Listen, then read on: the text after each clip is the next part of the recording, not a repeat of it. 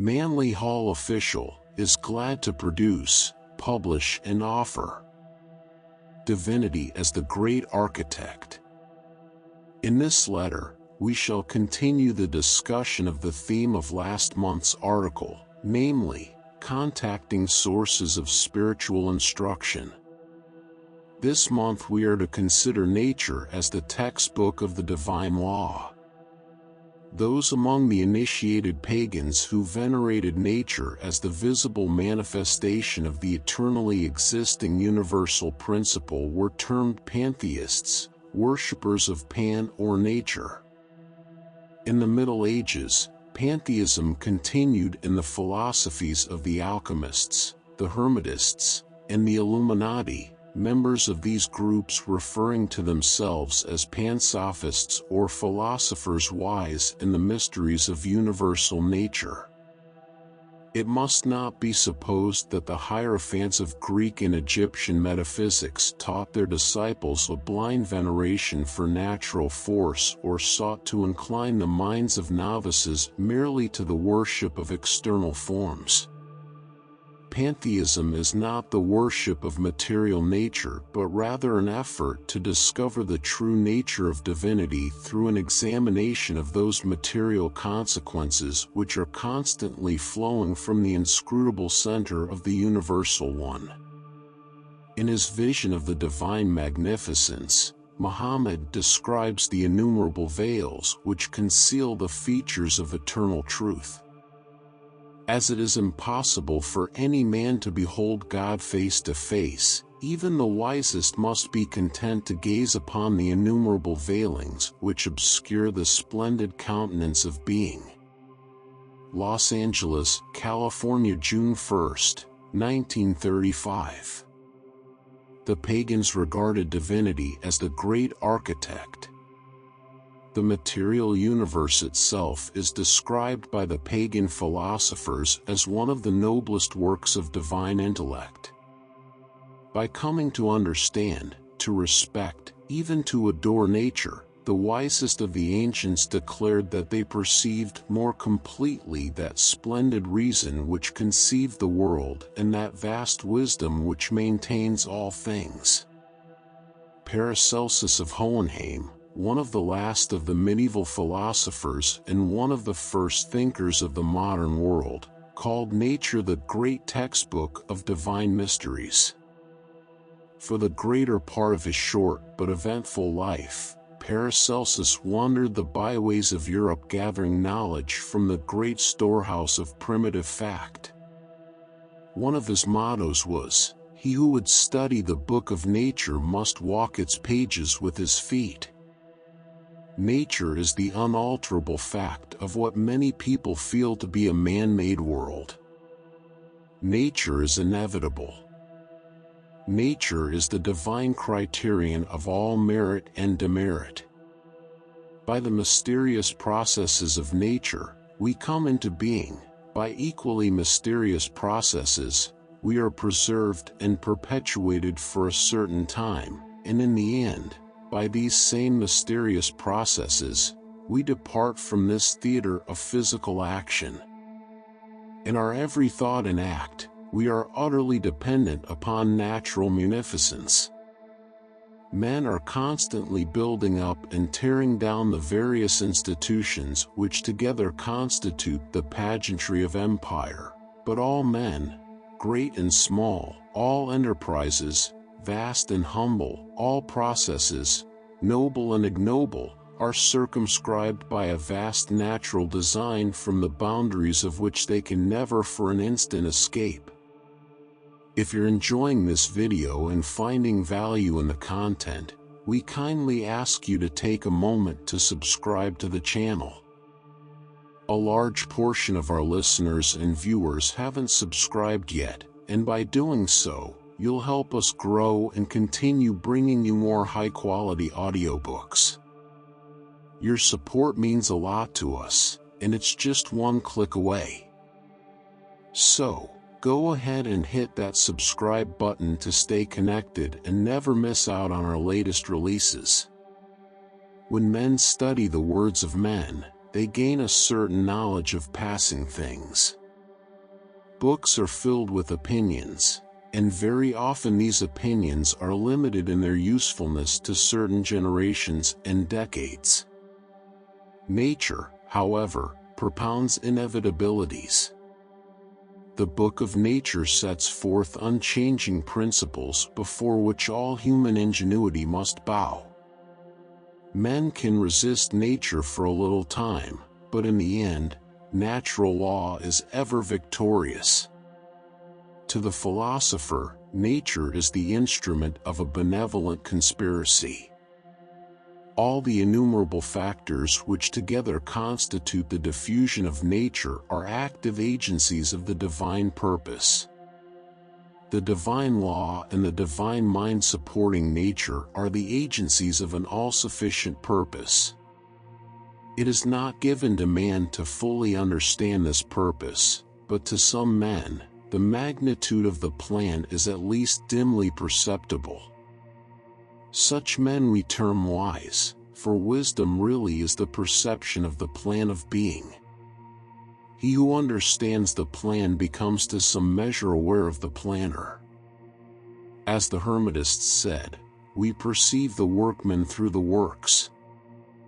Students of mystical philosophy will never be without a sufficient inspiration while the panorama of nature unfolds about them. False doctrines will come and go, and many will be deceived thereby. There will be false gods and false prophets capturing the minds of the uninformed. There will be false gospels and false books to lead astray the credulous. These morbid times are full of fallacies. Yet, in the midst of all this confusion, no sincere and earnest disciple of the old doctrines need feel that the quest for truth is hopeless.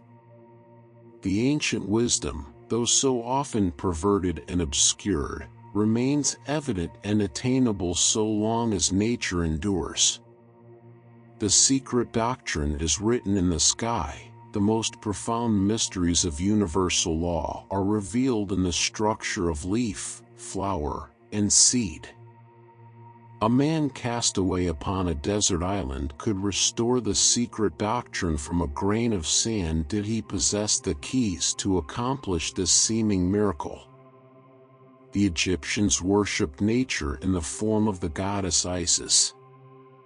They represented her as concealed by numerous veils, her body adorned with curious hieroglyphs.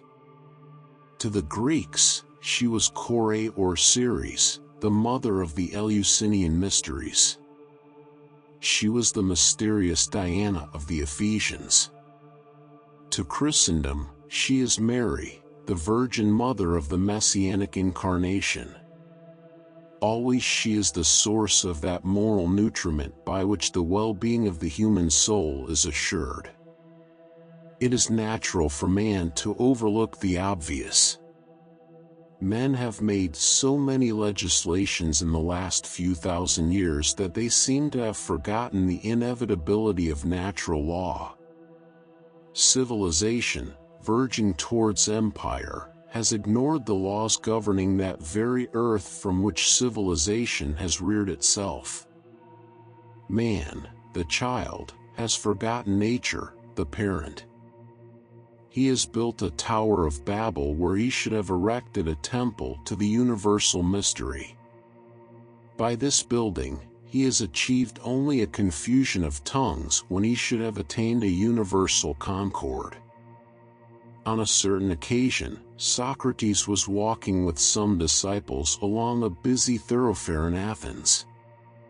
The old Stoical philosopher was beginning a discourse, and one of his disciples, fearing that the confusion of the street would distract his master, said to him, "Before you begin this teaching, let us seek a place suitable for instruction." Instantly, Socrates replied, "The place where thou art is always suitable for instruction." This incident has great significance for the modern truth seeker. In ancient Athens, various teachers had groves, squares, and other retreats in and about the city. Plato preferred the Lyceum, Aristotle the racetrack at the gymnasium. Plato always taught while sitting, Aristotle while walking, and Diogenes talked only while in his tub. Socrates aimed his remarks against the opinion that various places had special virtue, that men were nearer to God or truth in one place than another, and that divine concerns could only be spoken of in shrines or temples.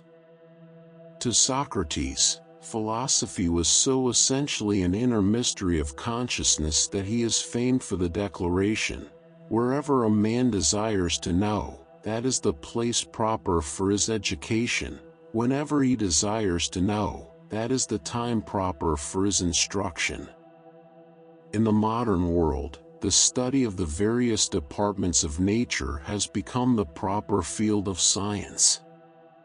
A number of exact sciences have been established and developed, whereby phenomena are classified and the various forces at work throughout nature catalogued and examined. Science has accumulated a vast body of formal knowledge, and anyone desirous of understanding the complicated workings of the material universe can realize his desire by applying himself to one or more of the sciences. Astronomy will reveal to him the mechanics of the heavens, geology, the formation of the earth, anthropology, the origin and development of the human race. No philosopher will deny the significance of the body of knowledge amassed by science.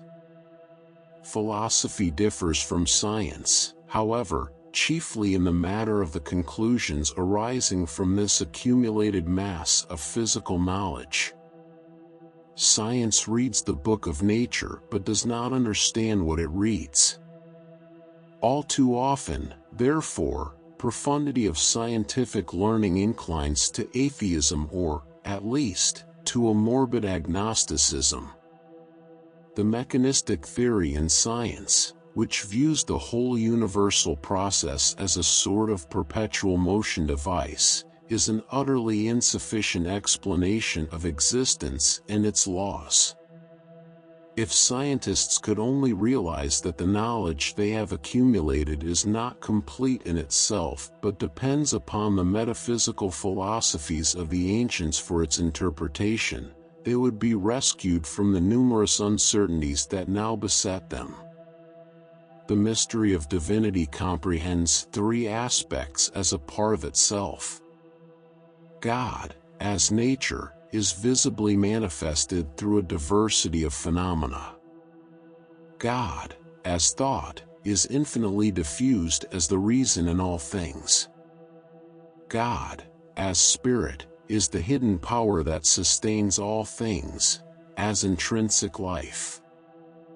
We perceive God without his nature, God within his self, and the very faculty with which we perceive is itself divine and acts as a mediator between its own extremes. Philosophy is not itself a body of knowledge, but rather an interpreter of knowledge. Knowledge does not actually become fact, philosophically speaking, until its relationship with the divine whole is understood. 1. Neptune, periodicity. Existence is divided into cycles and sub-cycles measured by the recurrences of certain celestial phenomena. Neptune, as the slowest moving of the planets, requiring the greatest time to complete his revolution, became emblematic of the standard of all cyclic and periodic returns. As the ancients expressed it, all things have beginnings, midmost states, and ends. Also, all ends are beginnings, and all beginnings are ends. In India, the cosmic cycles of time, in which worlds, continents, races, and empires rise and fall, are termed kalpas and yugas. By the Greeks, they are termed ages. The whole creative process is supported upon a framework of inconceivable time and duration factors. 2. Uranus, Alternation. Throughout the entire universal procedure, the law of alternation is constantly at work. All natures pass from one extreme to another, and in the course of this pendulum-like swing, go through a numerous complexity of experiences. By alternation of the Earth's poles, all parts of the planet's surface undergo constant climatic modification. Through alternation of sex and reincarnation, the human soul swings gradually from one cycle of experience to another. Every condition that arises in society breeds its opposite. Every intemperance inclines towards an opposite intemperance. Existence is a vast ever-swinging pendulum moving backward and forward with the ebb and flow of the cosmic tide. 3. Saturn, cause and effect. In the mysteries, Kronos or Saturn was regarded as the cruelest and most unforgiving of divinities, devourer of his own children. He represents the immutability of the cosmic plan, and in no way is this immutability more evident than in the law of cause and effect, from which there can be no deviation of any kind, a law without exception, compromise, or modification. As ye sow, so shall ye reap, says the Christian scriptures. Effect follows cause as the wheel of the cart follows the foot of the oxen, says the Buddhist canons. Yet this law, though apparently so severe, is in reality the most kindly and just of edicts, for it ensures that in good, as well as in evil, that which a man earns shall inevitably come to him. 4. Jupiter, evolution. The law of evolution may be defined as the expanding of nature from within itself, outwardly. Jupiter was the god of growth and expansion. Evolution is unfoldment. It is the externalizing of internal divinity. It is God growing up in forms and causing these forms to increase their own dimensions so that they may be adequate for the truth growing up within them. Every form in nature is evolving, and by evolution is returning again to its own source, the infinite perfection within which it was originally individualized. Evolution is the process of becoming ever more sufficient to the need of that energy resident within the evolving form. 5. Mars, karma. The law of karma is in some respects to be differentiated from cause and effect. Cause and effect, as governed by Saturn, is entirely impersonal, that is, it transcends moral value. Karma, or the law of compensation, is cause and effect applied directly to man or to a self-motivating moral agent. Karma comes into manifestation with the development of the conscious mind. Nature never chooses to do evil because it is ruled completely by law. Man, possessing the power to choose to do that which is wrong, creates thereby karma, which takes the form of cause and effect as a medium of punishment or retribution. Thus, Mars becomes the devil, punishing misdeeds. Saturn's law of cause and effect infers no element of punishment, merely inevitable ebb and flow. 6. Sun, reincarnation. The annual birth, death, and resurrection of the sun cause it to be the proper symbol of the luminous ego of man, which moves from body to body in the mystery of reincarnation. Rebirth is the law of evolution applied to the self within man, which, surviving disintegration of the physical form, builds nobler mansions and lives on through the ages in new bodies suitable to its needs. 7. Venus, harmony and rhythm. Nature, in the achievement of her inevitable ends, moves gloriously and directly, never for a moment deviating from the certainty of her course. 'Cause flows into effects with majesty and beauty, and all of nature's processes have about them a grace and harmonious rhythm. The ancients, therefore, declared that nature's way, being the absolute standard of beauty, should inspire all creatures to cultivate harmony and rhythm as attributes of the divine nature. 8. Mercury, equilibrium. In the old books of the Kabbalists, it is written that all unbalanced forces perish in the void. Unbalance leads to destruction. Equilibrium or poise conserves resources and achieves permanence. Mercury, as mind, is the reconciler of opposites. He who achieves balance achieves power. Equilibrium is an immovable foundation upon which to build an enduring structure of thought and action. All extremes must be overcome.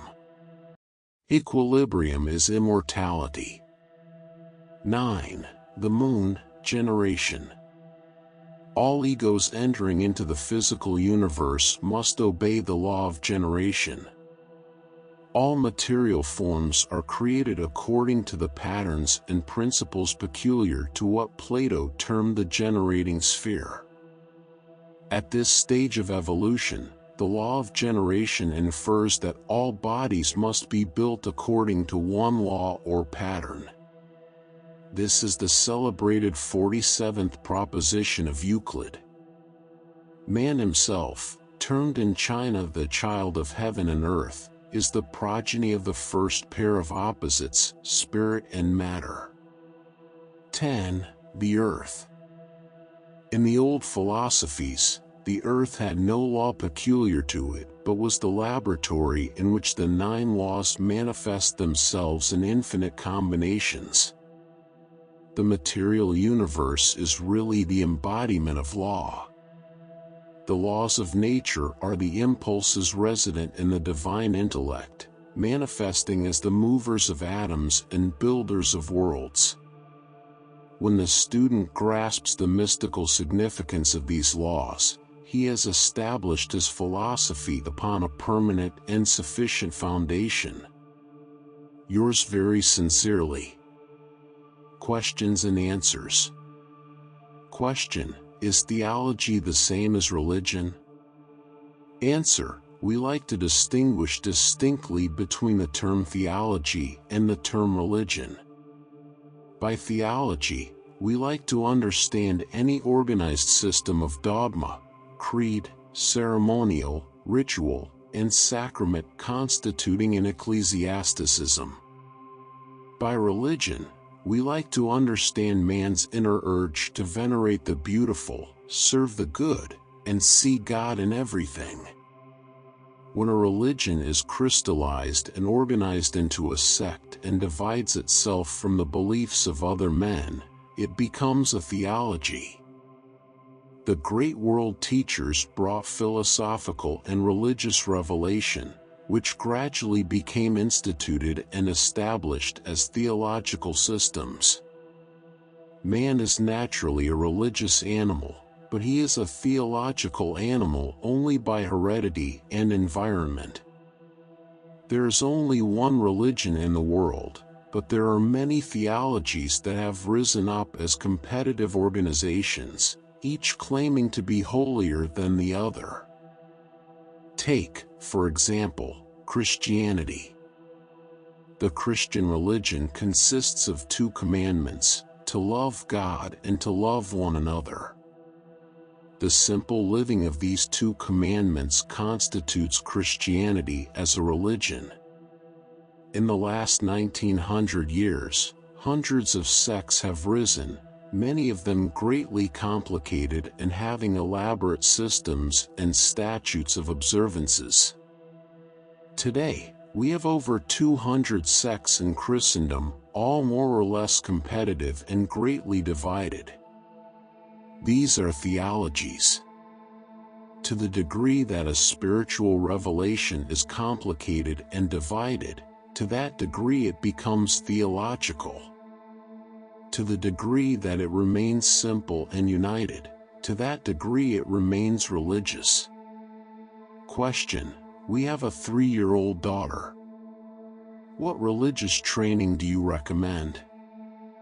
Answer: small children, too young to understand any of the philosophical truths of life, are best taught by the beautiful example of enlightened living in the home. As the child becomes a little older, she can be taught that religion means, first of all, living beautifully and nobly, and that a beautiful life is the most acceptable offering to the God of truth and beauty dwelling in all parts of the universe.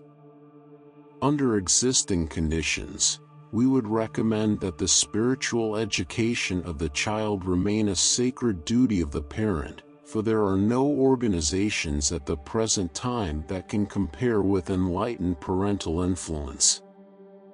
As the child grows older, she should also be taught that religion is an inner relationship between the person herself and the spirit that dwells in her own heart. No special sectarian religious training should be given to the child.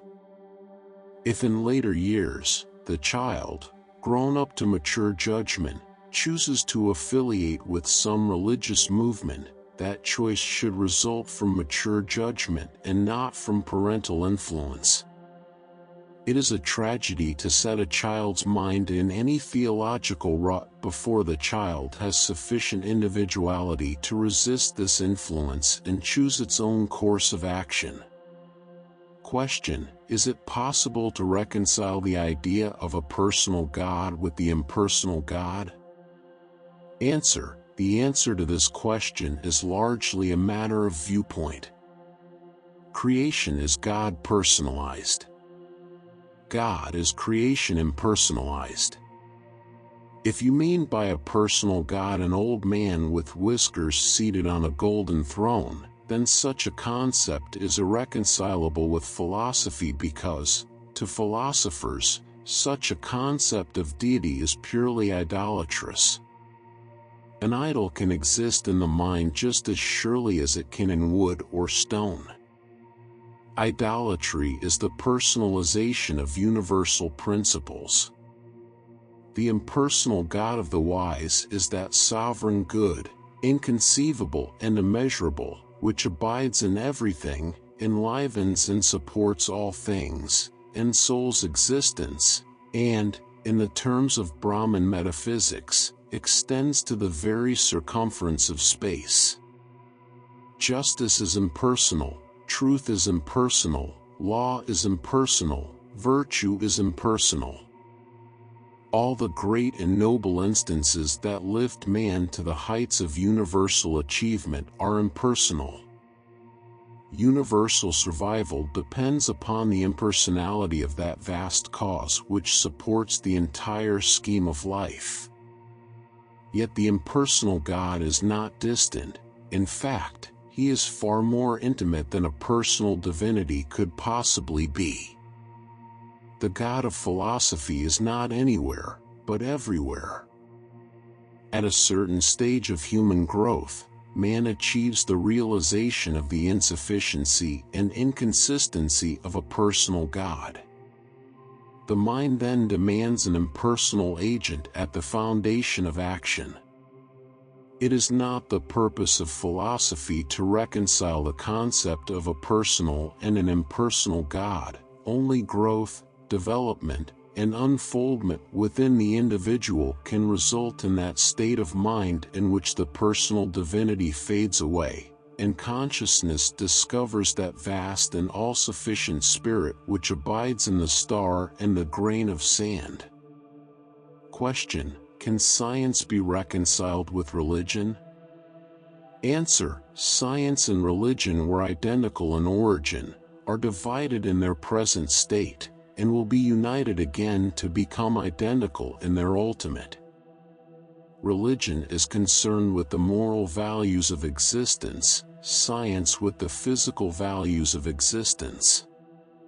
Every physical value is the outcome of a moral impulse. the divine spirit of religion created the material world of science. In the last analysis, there is no clear line of demarcation where God leaves off and nature begins. Divinity in itself is spirit, divinity in form is nature. Religion has become crystallized into theological institutions that maintain themselves to a great degree by magnifying points of difference. Science has been crystallized into institutions that have isolated themselves from the arts and ethics of the race and have dedicated their time and effort to the exploration and classification of material phenomena.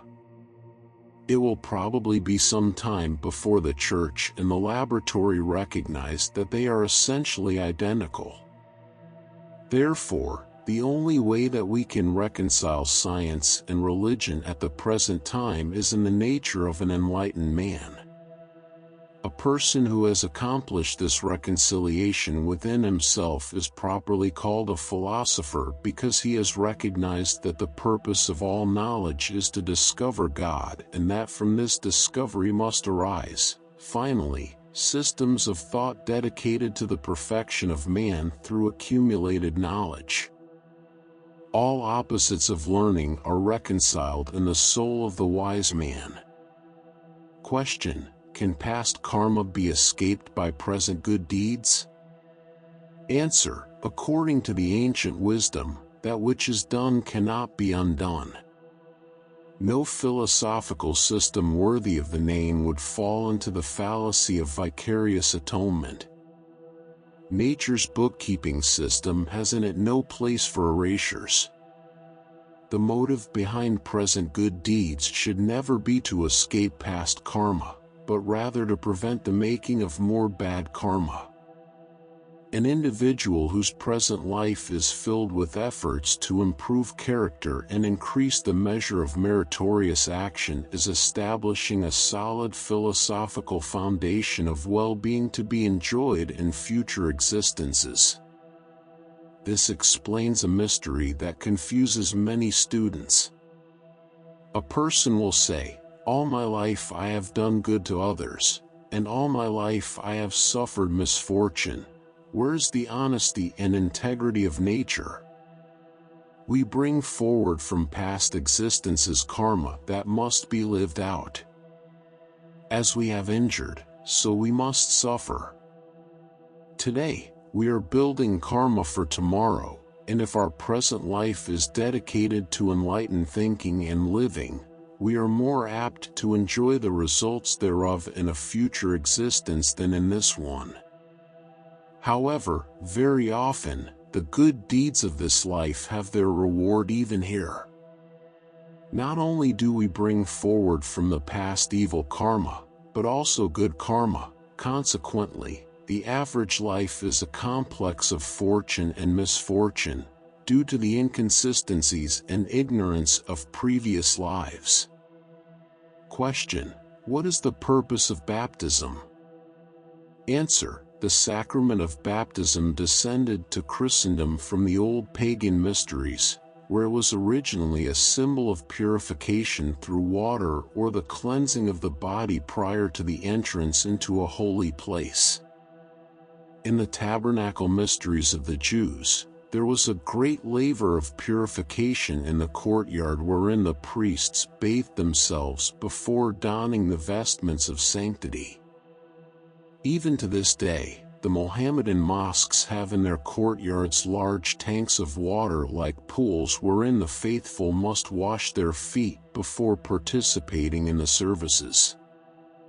The Egyptians recognized two symbolical baptisms, the first of water, symbolizing the purification of the body through strict observance and physical regeneration, the second of fire, symbolizing the enlightenment of the spirit or the descent of consciousness.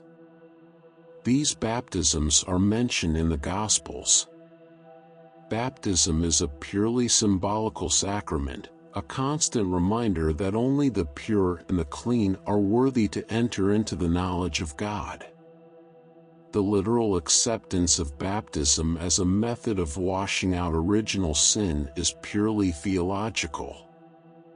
The original sin is ignorance, which must be washed out, or the body purified therefrom, by the disciplines of wisdom. Truth purifies the life and fits the one who possesses it to enter into the inner sanctuary of the mystery temple. All of the sacraments are similarly symbolical, having no virtue apart from a course of action which they imply.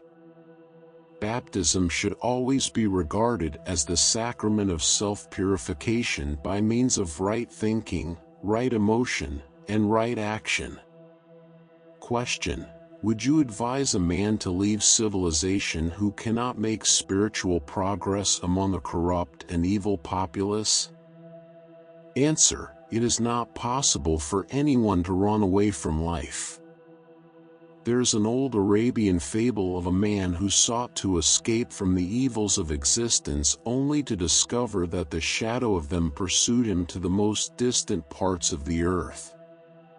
At last, he learned that this shadow was his own body and that the one evil that no man can escape is himself. Philosophy does not advise truth seekers to run away from experience, but rather to use wisdom to face experience more intelligently. These stirring and difficult times in which we live are important to the soul growth of each individual. Philosophy is not merely a studying of books or a thinking of beautiful thoughts. Philosophy is living well in a world which tests the capacity of the individual to live well. Life itself is an initiation into the sanctuary of the divine mystery. As neophytes of old were tested as to courage, integrity, and wisdom by various trials devised by the priests, so modern truth seekers are tested by the adversity of life. An immature man who cannot achieve where he is cannot achieve anywhere else. Achievement is an inner strength rising up, secure and sufficient. Strength comes from action and adversity. The years ahead will be trying years. The steel of the human soul is tempered by the flame of suffering. Question: how can a drone become useful at 50? Now that I understand things better, I want to be useful. Answer: the first thing for you to do is to forget that you are 50. Remember that you are an eternal self, that before the world existed, you were, and that after the world ends, you will still be. Time is an illusion, and greatness rises above time. Many of the greatest men and women of the world accomplished little, if anything, before 50. When you think of accomplishment in philosophical terms, you are thinking of something that transcends time and place and becomes part of a cosmic plan of action, extending through hundreds of lives. Take stock of yourself. What have you learned in the 50 years of the present life? What do you know that others ought to know? What can you do that needs to be done? Remember that in the great craft of the temple builders, we all began as apprentices. Our first task must always be something small and comparatively insignificant. The beginning of wisdom is to do the thing at hand. You may still need to spend time in the perfection of your own disposition, the mastery of temperament and attitude. You may still have responsibilities to others around you which have not been fulfilled. The example of what you have accomplished and what philosophy has done for you may be a great inspiration to those with whom you come in contact. Think noble thoughts, dream beautiful dreams, labor constructively from day to day, and when you are ready for a greater accomplishment, the work that you are to do will come to hand. The universe always has work for those who are qualified to perform it. Question: is it possible to separate spirituality and wisdom? In other words, can a person be spiritually perfect and yet not possess all knowledge? Answer: it is not possible to separate spirituality and wisdom any more than it is possible to prevent a cause from producing its effect. Spirituality actually means that the individual lives or exists upon the level of his spiritual nature or is possessed by the divinity within him. Divinity can have no ignorance within it. God cannot lack anything. Therefore, wisdom is an inevitable correlative of complete spiritual development. The difficulty which has arisen and causes this question lies in the misunderstanding of the nature of spirituality. We are assured in the scriptures that there is not one perfect. We know that, at this stage of evolution, it is impossible for a human being to be absolutely perfect either spiritually or physically, for perfection itself is an ultimate, far from our finite state. A person may possess a certain measure of spirituality, but even in the wisest, this measure is hopelessly incomplete. To the degree that we have spiritual development, to the same degree we must have an extension of knowledge. There are certain metaphysical groups which promise cosmic consciousness as the result of metaphysical exercises. We have met many people claiming to possess this cosmic consciousness, but a brief conversation with them clearly indicates that they are suffering only from mild hallucination. Cosmic consciousness is all-knowing, and no secret of nature can be concealed from those who possess even a moderate degree of true illumination. Any person claiming to possess cosmic consciousness and at the same time manifesting all the limitations and imperfections of the flesh must be suspected of imposture or delusion. Question: do people appreciate only what they pay well for? Please explain the money principle in connection with spiritual instruction. Answer: all neophytes entering the ancient mystery temples brought with them valuable gifts or such as they had. Not because the gifts themselves were regarded as payment for instruction, but because only the individual who was willing to sacrifice the best that he had for that which he desired to know was worthy of instruction. Money is a symbol of value in this modern world. The average person prizes it above every other possession. Therefore, it is proper and suitable that he should give it as a symbol of sacrifice and appreciation for the priceless treasure which he receives. Any person having much and selfishly refusing to support adequately that which he believes need not hope for any great measure of illumination. It is not the lack of the gift that will stand in his way, but the lack of the spirit of giving.